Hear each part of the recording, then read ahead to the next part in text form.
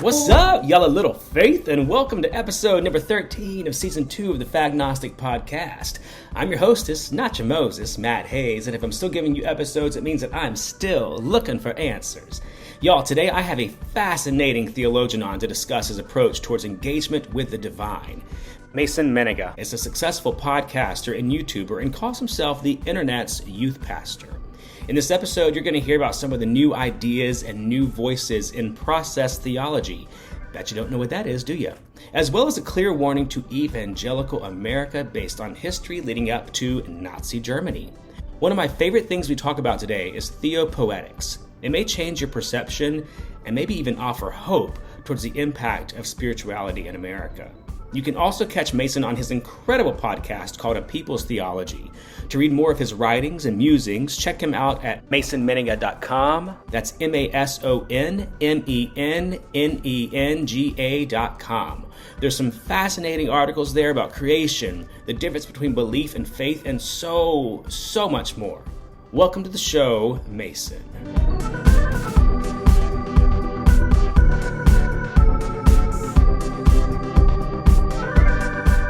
Mason, welcome to the show. I'm really happy to have you here. I told you before we got started that you may be the most intellectual person that I have on this show to date. So I'm excited to hear you blow my mind. Well, I tell you what, I can't imagine me being the smartest person on any episode of any podcast. That's one visit to your website, humbled, but also I just can't believe that that's actually true. One visit to your website would suggest otherwise, but I'll let you prove your point. Thank you for being here. I really appreciate it. Can you tell me, are you a believer? I believe in lots of things. I believe in Bigfoot. I believe in reconciliation and abolition. And I also happen to believe in God. Those are a few of the things that I believe in.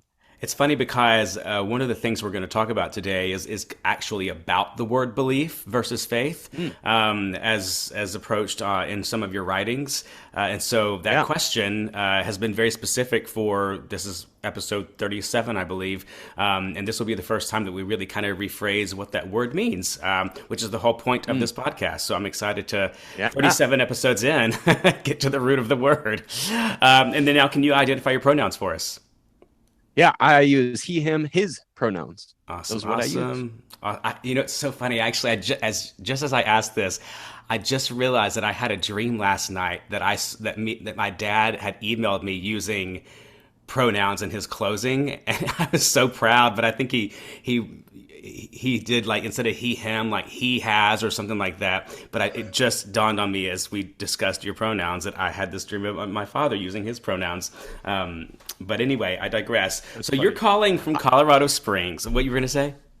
Oh, I was just going to say, I work for a seminary, and about a year ago, so I do like admissions. So like anybody that's, interested in our seminary, kind of work them through that process. And about a year ago, there was somebody that like submitted an inquiry to us, and we have like as an option to list your pronouns. And this person, they must have been like older, but they listed in their pronouns, Mr., like MR dot or period, and then / Mr., like spelled out like MIS. TER. It was like, I was like, oh, you're trying so hard, but also that's like really endearing. Total fail. It was so funny. I love that. But rewind, a seminary that allows and encourages specification of pronouns. What the hell kind of seminary is that? Yeah, well, there's a few of us out there. I work for a seminary called the United Theological Seminary of the Twin Cities. And we're a really interfaith seminary. So we have obviously Christian students, but we have a lot of Unitarian Universalist students and Buddhist students and Jewish students and Muslim students and Wiccan students and pagan students and atheists. So kind of the whole kit and caboodle. Riddle me this. Why in the world would an atheist go to a seminary? Yeah. So, there's lots of different forms of ministry out there. You don't have to just work at a church. You can do lots of different things, including chaplaincies. So there's a lot of atheist chaplains out there that still recognize that spiritual practices are really important, but they might not necessarily believe in God. And so, a lot of chaplains might do that kind of work with people, There's lots of reasons for an atheist to go to seminary. Maybe they want to learn a little bit more about theology and kind of the whole breadth of different kinds of atheism, and they might also be interested in learning about all the different types of theisms out there too. So yeah, I've got lots That of makes friends in sense. seminary who are atheists, and yes, but still recognize that spiritual practices and all of that is really important, and learning about theology is really interesting. And so those are some of the reasons why atheists would show up to seminary. That is something I've never known until this moment. And it also makes me think maybe I can be an agnostic chaplain, because I do love, Yeah. I do appreciate that people have faith systems that guide their life. I just don't really subscribe to one. But Yeah. I've always found assisting people through life a very important goal of mine. But also, it kind of makes me think of the idea of theopoetics that I really want to dive into as well in this episode, because it really gave me a lot of space for hope, I think, within religion, because it seems that if more people understood that, because it also kind of made me think that there are more people practicing theopoetics than give themselves credit for, because Right. people are Or they looked just aren't sure. They don't know that that term exists, that like exactly. way of understanding theology exists. Yeah. Yeah, and But you they even still are said doing it. like in your writings that the greatest icons of theopoetics don't even know that that word exists. Right. Yeah. So Yeah. I would certainly argue that. Yeah. let's dive into this word to start this episode. Then tell me, for anyone that doesn't know, because we know theologian, we know poetics, we don't know theopoetics. Yeah. Yeah. So it's not just simply like theological poetry, right? Like it's not just opening the book of Psalms and thinking, oh, this is theopoetics. It could be, but that's not necessarily what it means. So obviously the theo and theopoetics means God. And the poetics part isn't, again, just poetry. It's actually it comes from the word poesis, which I believe is a Greek word. And poesis actually means like the making of. Okay. And so this is like theology or God making of. And so it's the actual like creating of theology that theopoetics is really interested in. And so oftentimes that could mean that you're doing theology through the medium of poetry, but it could also be music, it could also be other forms of art, it could even be being out in the streets protesting. That could Yeah, be theopoetics, right? And so wherever you think of the divine happening, like it's the actual making of the space for the divine to be active and present and involved in the world. And so yeah, I really kind of think of that as like theopoetics. It's the actual making of theology in lots of different ways. And so yeah, that's kind of the definition or a way of defining theopoetics. would you say that the early church leaders, specifically the 12 disciples, were theopoetics? Yeah, I mean, again, like they're doing theology in such interesting and radical ways, right? Like they're not just writing a bunch of words, multi syllable words down and thinking that that's theology. Their theology is actually being like lived out by feeding people, by taking care of the poor. And I'm sure we don't really see it in the gospel, so we don't really know this for sure. But I would imagine those 12 disciples are also really creative people too. So they might be, doing their theology through art or whatever creative things that they might be up to. So yeah, I would imagine a lot of those early disciples were also theopoets in some way, shape, or form. Yeah. So while theopoetics tends to be kind of a rhetoric or a hypothetical, there have been people and collections of people creating organizations or websites to kind of create a palpable sense of theopoetics as well. Yeah, yeah. I think there's a lot of people who are interested in kind of getting like all those people that really seem to be doing that kind of way of doing theology, getting them all together and getting them talking about how it is that they do theology. And so there's a lot of those folks that are out there. One of the most well-known ones is an organization called Arts, Religion, Culture, and they run a conference called the Theopoetics Conference, which I don't think has happened in a few years, but it happened for a while. And yeah, it's that's one of those groups of people that are bringing all these theopoets together and being creative and talking about their work and how they understand the divine through all the different creative and interesting ways that they understand the divine. How do you think that the Theopoetics is not take? Because from the outside, with someone who's so anti-religion, so done with evangelical versions of Christianity, how Mm-hmm. the idea of Theopoetics is like, oh my God, I could absolutely return to an organized community of people pursuing this interaction and inspiration with the divine. Why is this not taken off more? What's the stumbling blocks? Yeah, as like a sort of like organization or as a term, Theopoetics hasn't really taken off in the way that I would hope so. But that doesn't necessarily mean that there aren't people out there who I would say are doing Theopoetics, right? Like you probably know of Martin Luther King Jr. I would say that kind of work of interrogating the systems of his day. I think that's one way of doing Theopoetics, and you certainly know who he is, right? Yeah, yeah, And so I think there's so many different ways that you might see Theopoetics being played out in the world, sure. and we just might not necessarily say that's Theopoetics, or most people wouldn't again know that word, and so we're not placing that word on it. But you could still describe it as Theopoetics. And so, while that term isn't necessarily like the most popular thing, and I wish it was, but it's not, and that's fine because it doesn't necessarily mean that people aren't still doing Theopoetic work Sure. out in the world. Well, friends, countrymen, you've heard it here first. You can now start using Theopoetics. So let's Yeah. introduce that into our vernacular. I love that. I'm going to start using it seriously because it really does capture an essence about my observing everything around me and my creating things that I don't see in order to serve a greater purpose. And I'm excited to see where I kind of explore that journaling and stuff. Can you give me an example of something that is the antithesis to Theopoetics? Like the Yeah, polar I don't know if there's opposite? like I don't know if there's like one particular kind of like opposite, but what I will say is there might be like a sort of situation that really feels not exactly conducive to Theopoetics, and that is some like old white guy sitting in his room in some big academic ivory tower reading a bunch of books from Calvin and Augustine and whoever, and they're just writing their own theology.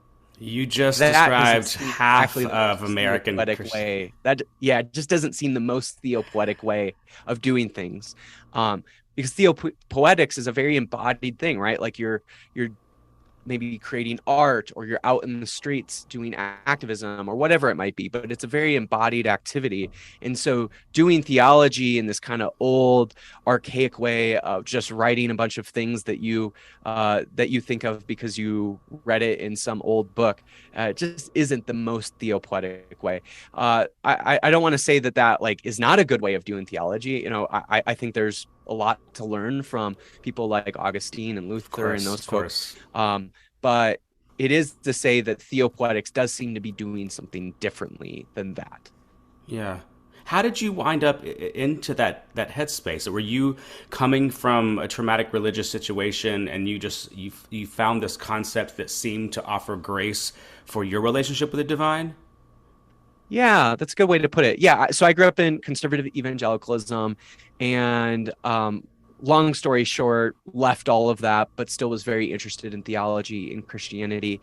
And at one point, I was listening to this theologian who is into process theology, which I'm very involved in.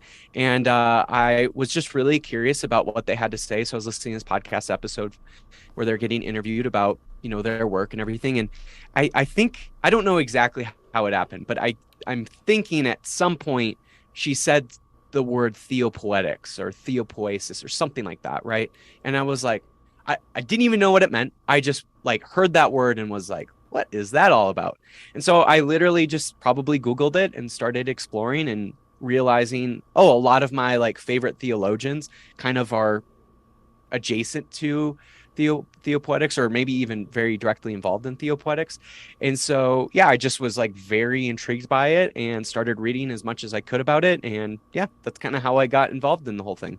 Did you have a period where you were? Because I think what I may ask this question to every guest just in hopes of feeling like it wasn't just me and that I just didn't give up on pursuing the divine. But I mean, I feel like I went through years of just like hating God or the idea of God, just trying to counter, that abusive relationship with God that I had growing up. Did you go through a period like that where you were just like, fuck this shit, like I'm out, deuces? Or did you always think like, Yeah, I I need didn't. this? Yeah, I never had that journey with God. I did with evangelicalism. Hmm. So yeah, I became very disillusioned with the faith that I had grown up in, and really quickly realized it wasn't for me, and then immediately found like progressive forms of Christianity out there. So I never really had this period where I was like anti-religion and anti-God or anything. I just went from evangelicalism right into other forms of Christianity. Wow. And that was really helpful for me. So yeah, I never really had that phase where I was kind of like this like bleeding heart atheist or anything. Just never really did go through that at all. So Bleeding yeah, heart that's atheist. kind of my story for it. But I'm sure a lot of other people, right? Like that's not to say my story's better or anything. It's Right. just that's my story. I never went through a phase like that. Right. And yeah. What is process theology? Yeah, so my elevator speech of it, if it would even be possible, let's hope we're going a lot of flight, a lot of Right. It's a floors very tall building. up. Let's hope we're going up like the Sears Tower or something. Right. If I'm having to explain process theology in an elevator.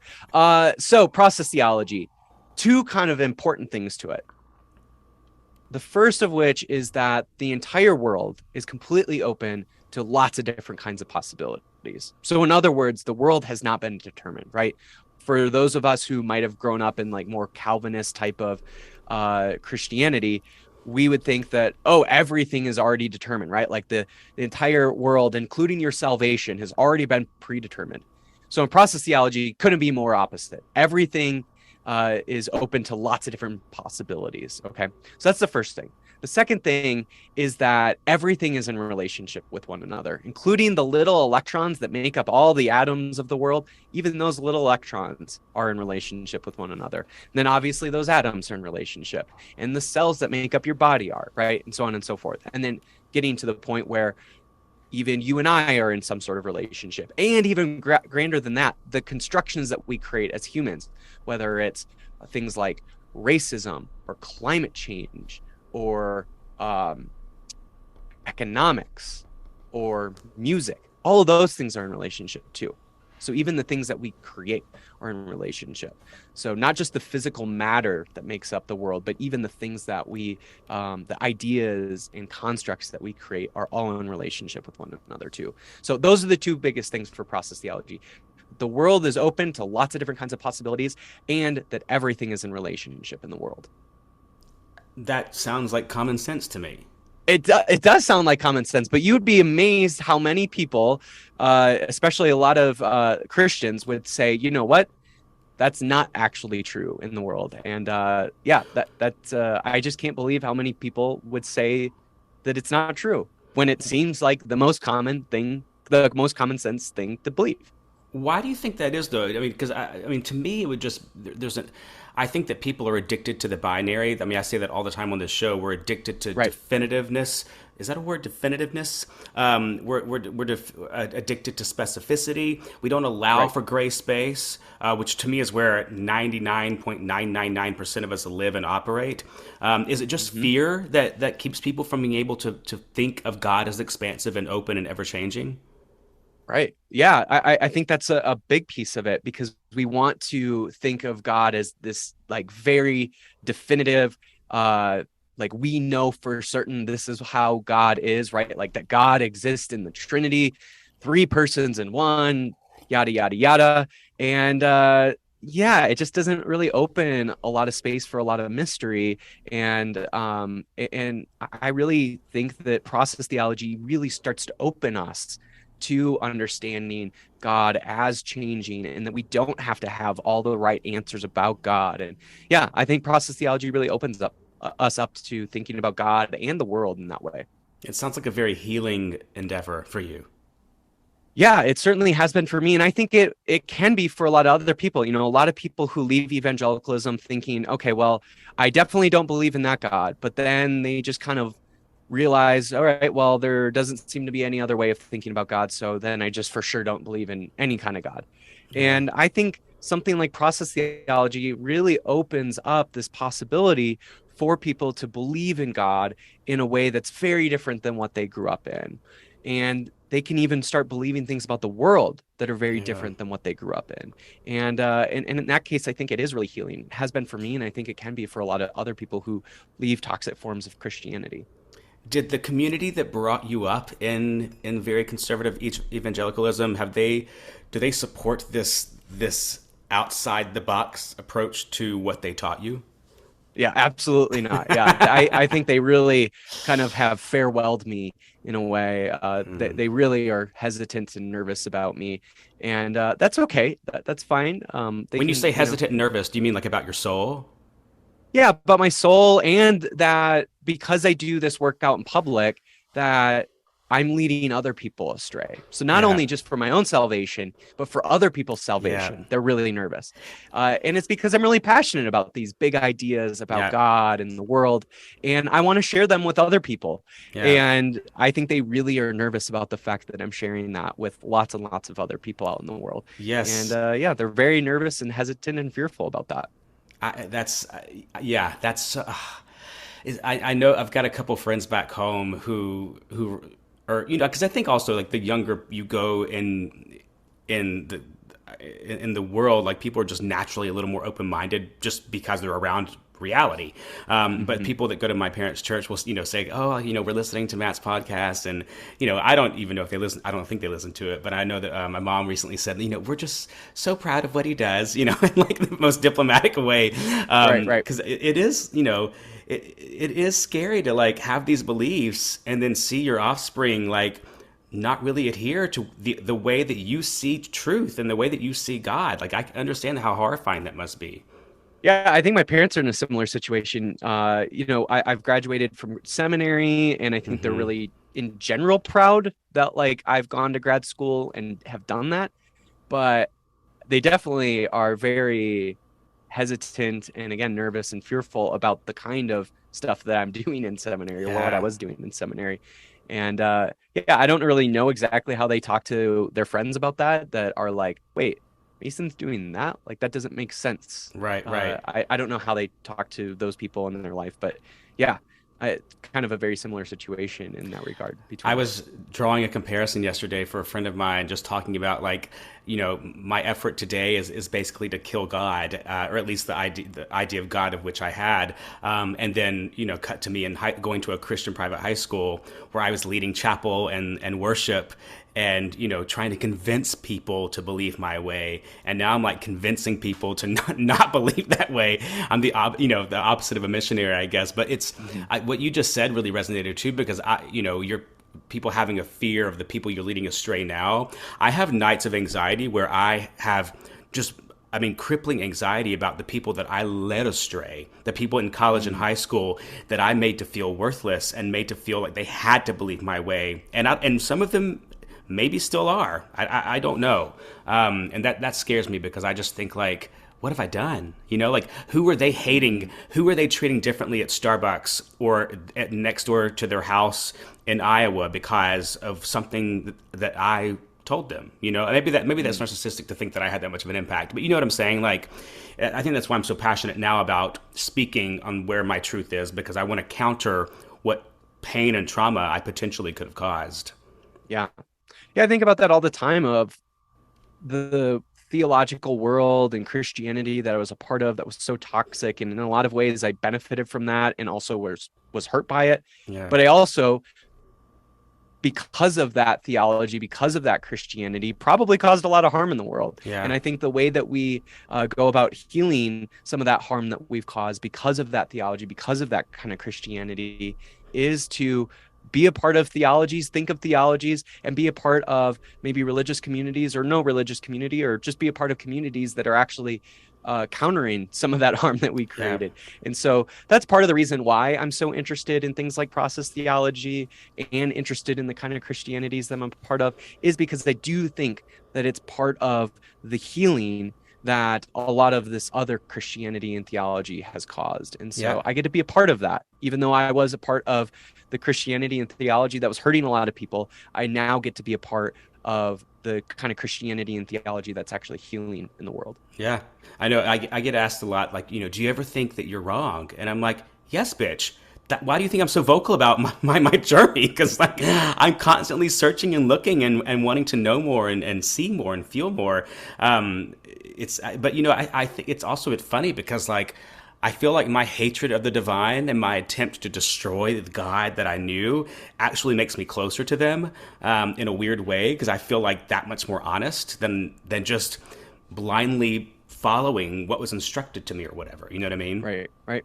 Yeah, I mean, we have countless examples in the Bible even of characters challenging God and even wrestling with God. Jacob was, named Jacob because he was wrestling with God, right? And we see so many examples of that throughout the Bible. So it's really hard to believe that then there are Christians that say, no, no, no, no, that's not how you can have a relationship with God, when we literally have so many biblical examples of it. Yeah, I know. What does the Bible serve in theopoetics and process theology? Yeah, at least for Theopoetics, I think of it as kind of another source that we can draw wisdom from, right? That it doesn't have to be this like rule book or this science book or anything like that, but it's just another source for us to gain wisdom from. In the Bible, we see all these stories from people of faith who this is how they thought about God and how God related to the world and how they related to the world. And we see so many examples of them doing that really well and doing that really poorly. And so it's just like another way for us to understand the story of people of faith, some of whom, if we're a Christian or a Jew, we get to see some of our spiritual ancestors and how they, navigated all these difficulties of life and how they've navigated their relationship with God. So I think it's just another source for us to listen to when we're, that we're going through very similar things, right? Like a lot of the issues and a lot of the stories that we see in the Bible are similar issues and stories that are playing out now. And so we get to draw wisdom from that. And I think that's a really helpful way. And so I think that's a helpful way of engaging the Bible. And so I think that's how Theopoetics would engage it. I think that's how a lot of process theologians engage it. And so, yeah, for me in my life, that's how I really engage the Bible as well. Is for me, it's a source of wisdom. It's not the ultimate truth or anything like that. It's just a source of wisdom for me to see how other people of faith have navigated this thing that we call life and God. Yeah. In your writings, you address the Bible specifically as it relates to faith versus belief, with the Bible potentially being an idol. Can you dive into that? Yeah, I think in a lot of cases, so many Christians have the Bible as this idol that they think it's God itself, right? Yeah. And the funny thing about that is the Bible itself says the word of God is not the Bible, it's Jesus, right?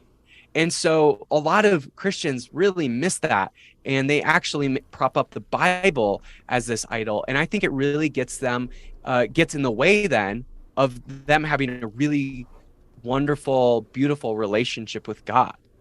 Yeah. Which is really interesting, that they use the Bible in a way that actually hinders their relationship with God.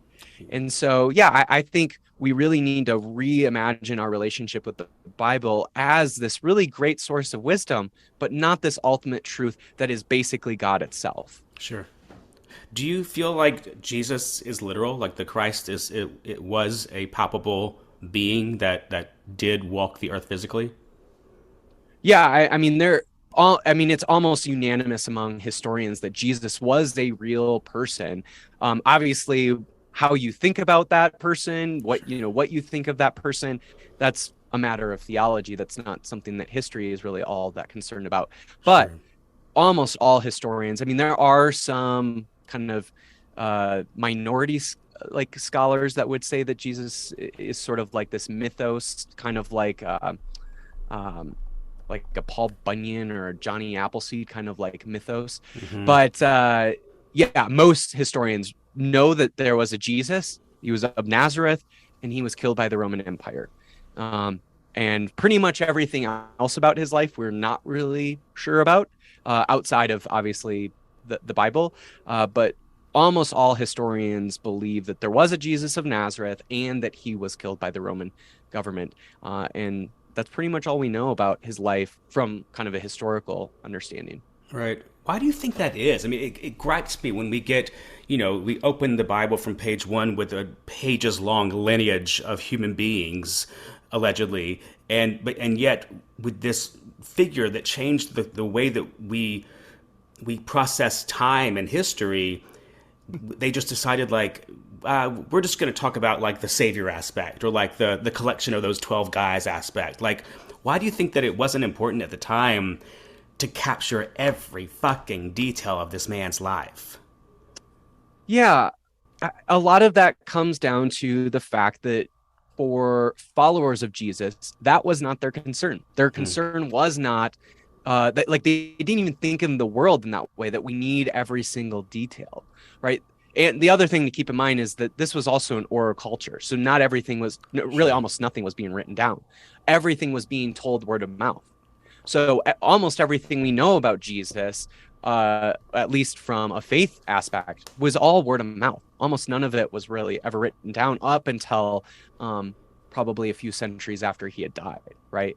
And so you had to, if you're telling word of mouth, then you just need to get the important things down, right? And if you're a follower of Jesus and you believe that he's the Messiah, then that's going to be the important thing that you need to know, not what his hair color was, or what his eye color was, or how he liked his food, right? Like you needed to know the important things about him being the Messiah if you claimed him to be the Messiah, right? So that's why a lot of those other details just aren't there, because for people of faith, those parts didn't matter. What mattered was he the Messiah, and why is he the Messiah for us?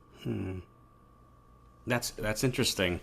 I want to move to another not so notable figure, which is unfortunate, because one of my gripes about where we are right now, specifically with American Christianity, is that the voices that I think are representative of the real Christ are not the ones that are being elevated, whether it's by the media or whether it's by the denomination heads, Southern Baptists specifically. But just so everyone knows, I mean, everyone knows, but maybe you don't. One of my superhero qualities is that I am a master at butchering names, and so Dietrich Bonhoeffer is something I want to talk about, just because you reference him, and it already sent me down a rabbit hole today. He's one of those voices that was in opposition to what was happening in the pre-Nazi Germany, watching what was happening and alerting the masses, and still, and I think even like had to. I don't know if he started the Confessing Church, but he was active in it in an attempt to counter Nazi Germany's attempt at unifying this evangelical concept of German Christianity. Can you talk a bit about him?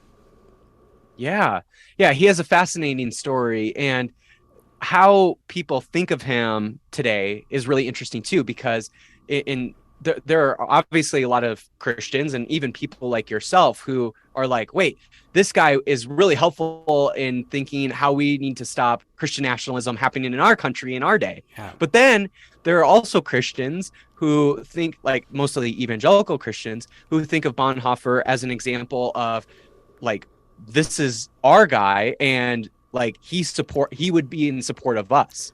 Right. And so, for example, one of the probably the most famous biography of Dietrich Bonhoeffer was written by a person named Eric Metaxas, who is a very well-known Christian nationalist, which is unbelievable that here's this person who is like full support of Christian nationalism, Christian fascism, and yet he's the one who has written the most famous biography of Dietrich Bonhoeffer, who is this very famous anti-Nazi, sort of, you could almost say anti-fascist, Antifa kind of person, who was really motivated by his faith, right? And that's just like hard to believe that there are Christians who want to use Dietrich Bonhoeffer in that way. But yeah, Dietrich Bonhoeffer is it that hard to believe? Well, that's true. Yeah, they are pretty good about like manipulating everything to be in support of them. Right. Yeah, so Dietrich Bonhoeffer was a early 20th century German pastor and theologian, and yeah, he was around during the rise of Nazism and Nazi Germany, and really, and you just explained it really well. You know, he recognized that this was actually a threat to Christianity and obviously a threat to a lot of people, including his Jewish neighbors and other people who were being persecuted and oppressed by Nazi Germany. And so he started being really involved in what you said, the Confessing Church, which is the church that was opposed to Nazi Germany. And at one point, he got himself involved in this group that tried to kill Hitler.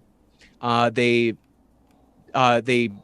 were able to attempt to kill him, but the attempt failed, unfortunately. And word got around of who was involved in this group, and obviously his name was involved in it, or a part of it. And he was imprisoned for a few years.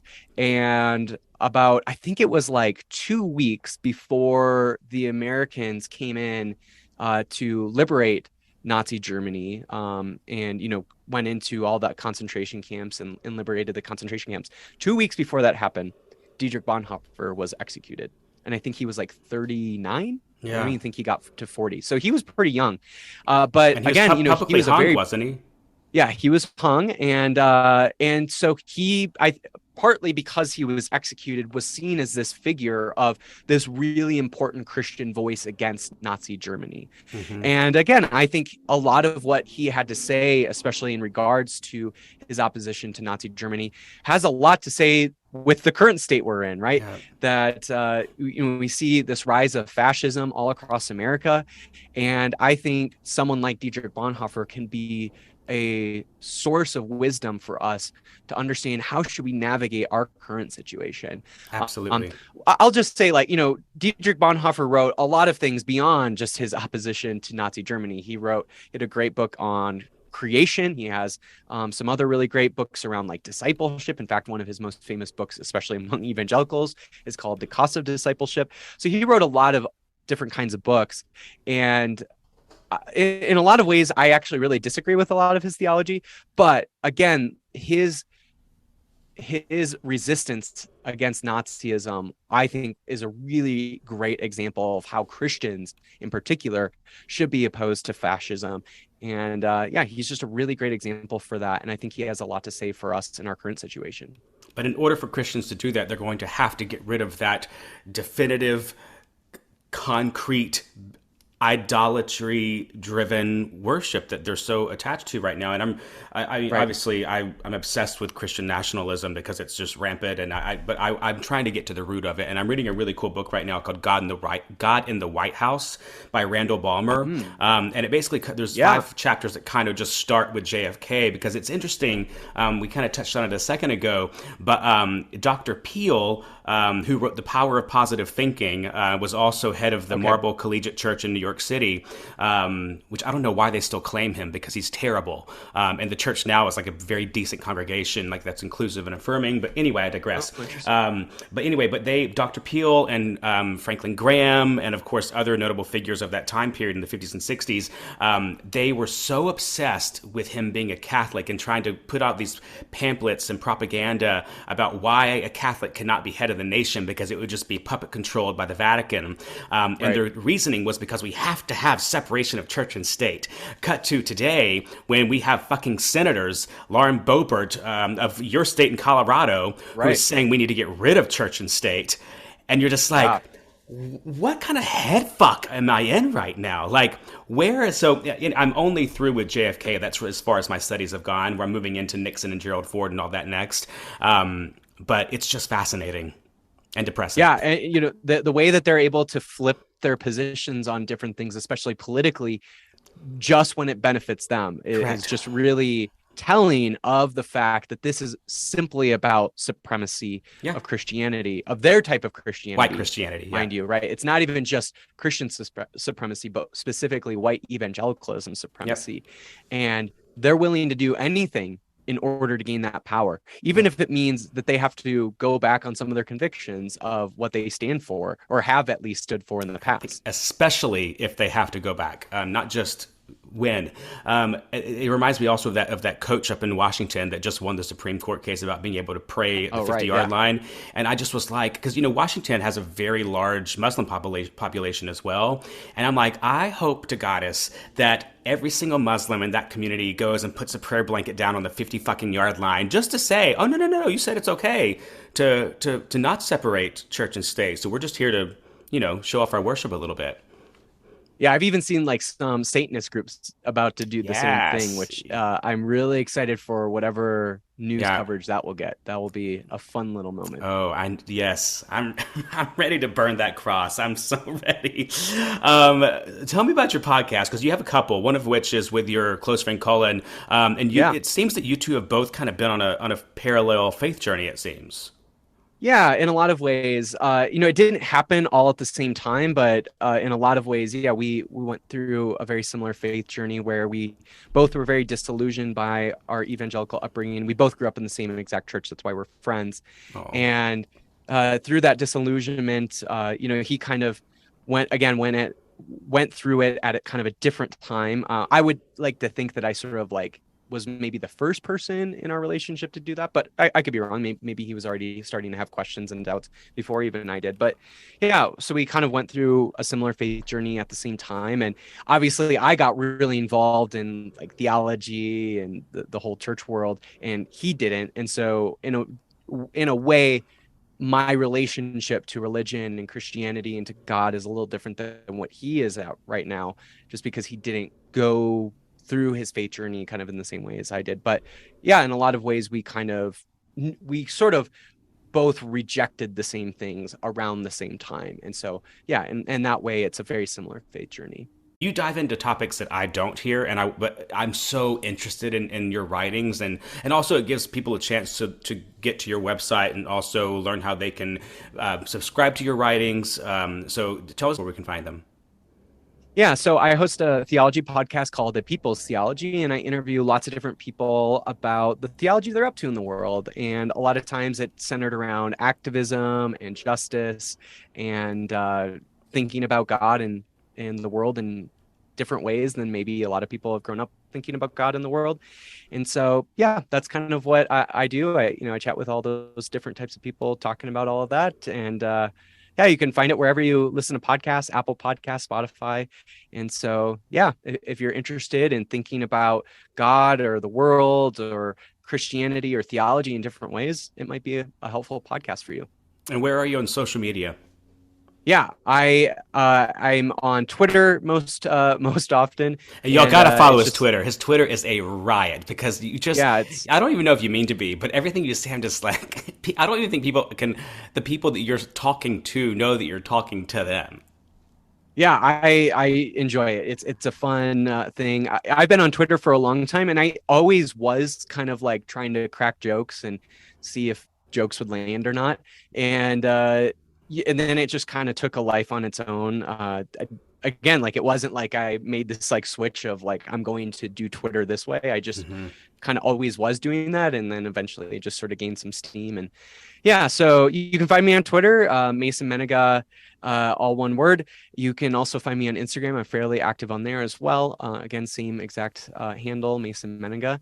And yeah, those are probably the two I'm most active on. And I do have a YouTube channel that I'm coming out of hiatus soon. In fact, I've got my Pages app open because I've got to write a new script soon, and so there will be new videos coming soon. There have been a lot of people who are like, "When are you going to release a new video?" Because it's been over a year, and I was writing my thesis, and it just took a lot of time, and so I needed to take a break from the YouTube stuff. Truly, like I love your writings. I didn't realize you had a Patreon for it, but I love Patreon because it's how I get it's how I also choose to support. Yeah, I've got a lot of stuff on there. That's where most of it is. I know the one that made me think like, okay, this is going to be budgeted now, I think was the creation, right? The theologies of creation.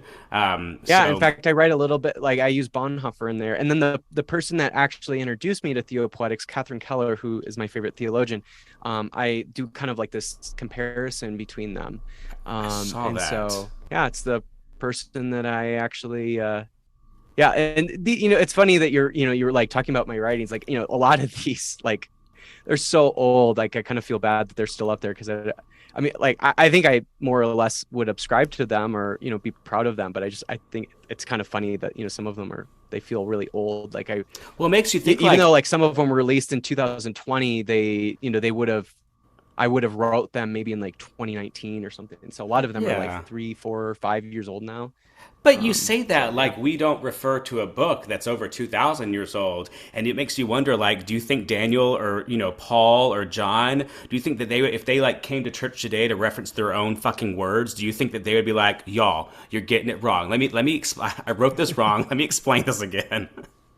Yeah, I mean, I think about that all the time of like, yeah, I know what my relationship is to my writing, so I can't Hmm. imagine that getting put into the Bible. Canonized me?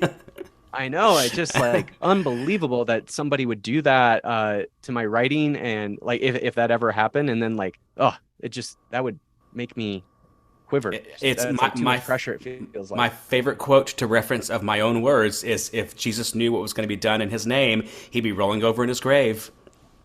Yeah, wouldn't you have been born? Right, exactly. Okay, I'm not even gonna attempt to go through this. I got in big trouble recently online because I said if Mary knew what was going to happen, I think she would have had an abortion. Um, but I stand by that. I just think she'd be like, "Look, this world's not worth it, Jesus. You're better off to not be born. Sorry, God." Yeah. Oh Well, I well. mean, he in a way was sort of aborted like 31 years later, but 33 years. Which I'm not in favor of third trimester abortions, but I am in favor of third decade abortions. There's a few Yeah. people I can think of that that could be aborted for the greater good of the world. Uh, Mason, I'm going to stop myself now before I get in too much Yeah, trouble. we could go into a rabbit hole there. But I yeah, really do. I'm glad you like the writings, and I don't know if you're much of a YouTube person, but there should be more videos here coming soon. And I so will. I will those are be the things I now. feel like most proud of, honestly. Yeah, awesome. Well, I look forward Yeah, to those, seeing that. Then I will. I have the YouTube app, and I will now use it. wonderful, wonderful. Yeah.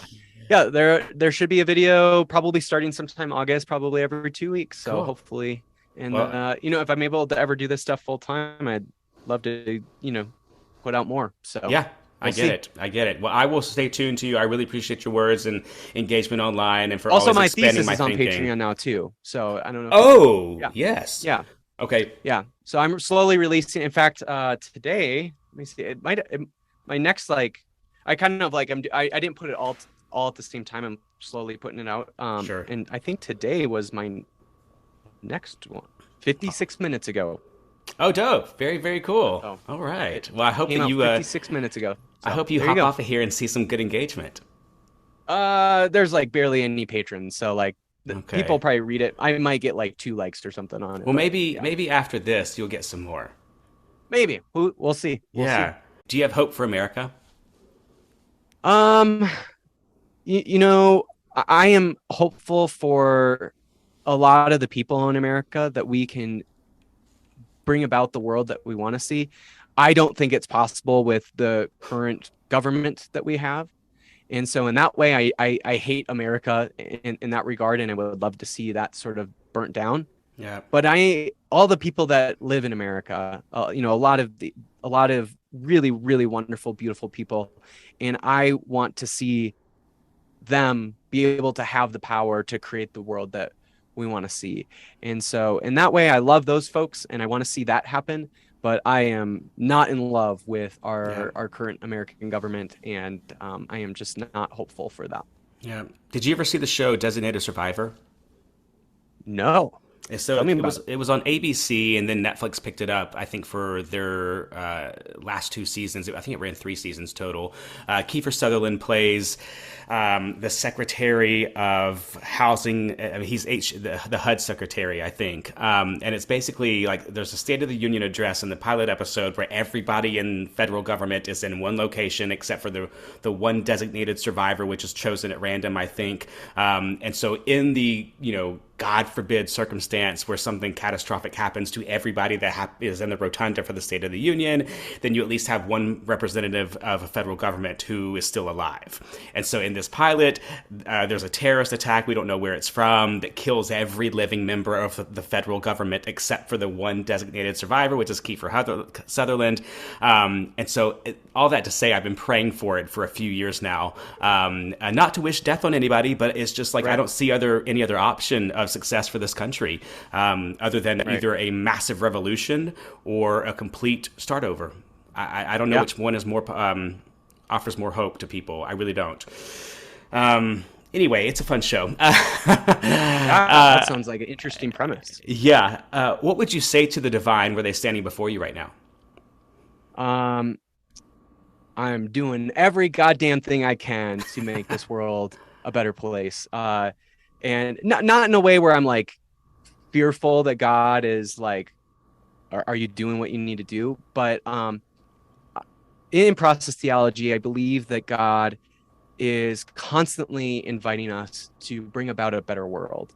And I just like would love to, if the divine was standing right in front of me and asked me that question, or, I needed to say a thing to them, I would definitely want to be like, hey, I'm doing what I can. And yeah.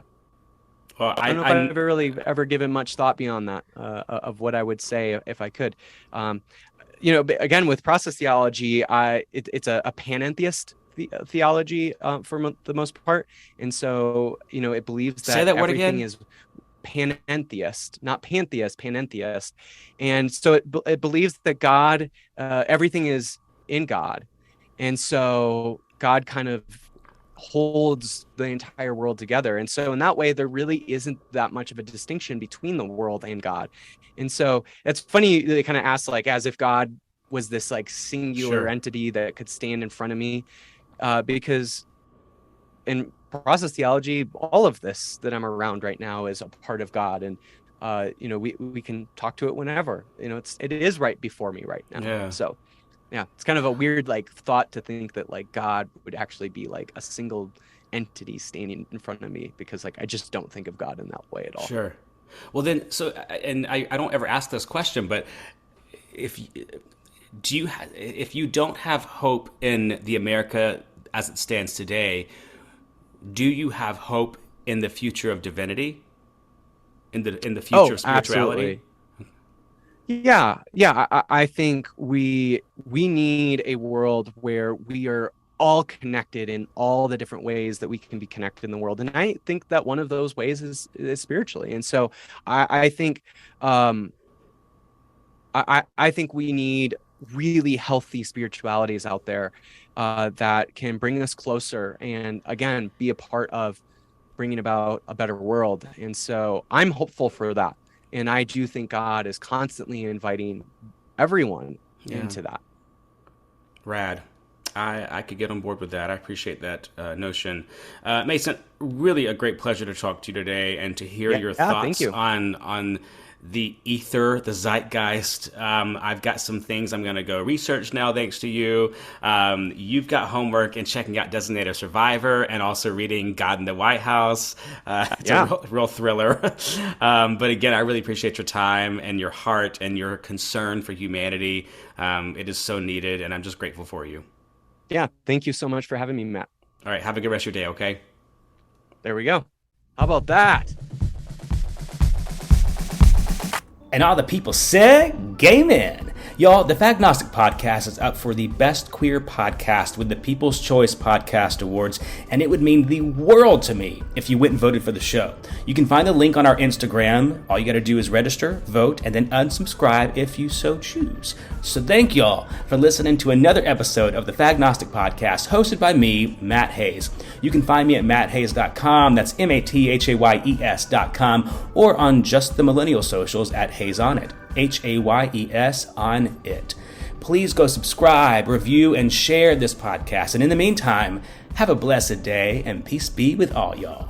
Hi, Michael Spicer here. Matt Hayes forgot to put my name in the credits of his podcast as the composer, but I'm here to tell you that I wrote the music for his podcast. Whatever it's called, I don't know.